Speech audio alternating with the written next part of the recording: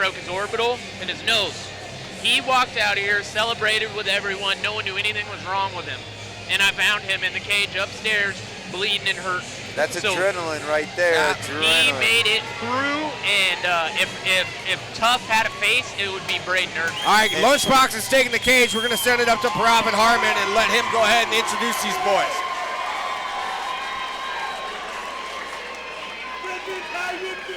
Fighting out of the blue Lavander's Body Shop corner, a freestyle fighter standing 6'3", weighing in at 205 from St. Louis, Missouri, represents St. Charles MMA with a professional record of 3-1, Julius Anglickas.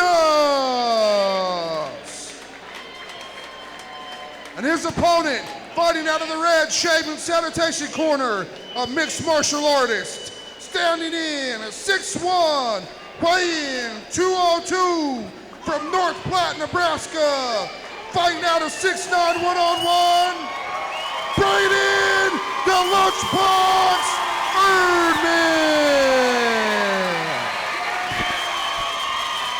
Well, we can tell who the crowd favorite is on this one. And it's also worth noting that Bradan's only loss, Julius was able to beat. Yeah, and it's Eric a light Murray. heavyweight standout, Eric Murray. Yeah, and Julius didn't just beat Eric, he made it look easy. Here we go. Both guys take the center of the cage.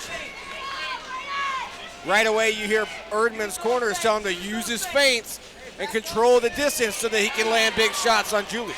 Good leg kick by Bradan.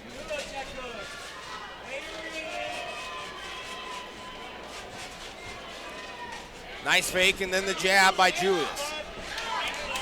Leg kick by Erdman. Bradan's looking to land that right hand early. I like how he's setting it up. I'd like to see his chin down and his hands up on the way out, though. Julius has a good jab. Nice and quick. There He trains down at St. Charles MMA in Missouri, and those guys are killers. He's got Quentin O'Brien, a big-time Muay Thai stand-up for years and years. So that's one of his coaches down there. That's his striking coach. He's also a very good wrestler, wrestled collegiately on the East Coast and in the Midwest.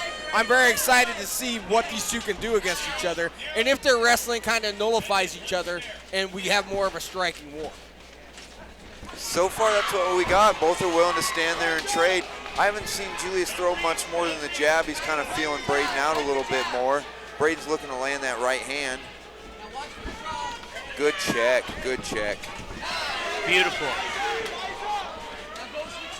These guys are both standing right in there in that pocket, both in striking range. Here we go. Nice head throw by Erdman, but Anglickas gets the back take. He's going to look to set some hooks here, possibly. He's got a possible head and arm choke, but he will opt to go for ground and pound. Right here in front of us. It's like we've got some hands tied up that are stalling this position right here. No, I like what Erdman's doing, but he's got to watch out for this arm triangle. That's a big, strong boy on top of you. And this is bad news. He lets go of it to start throwing punches. He gives up on it. He's got the full mount. Good job by Erdman getting his back against the fence. He's got the whizzer, the overhook on one side. He lets it go. Nice top pressure from Julius. He's using his head to keep him pinned up against that cage, pinning the hips to the floor. And then switching back to wrist control to control Bradan from getting back up.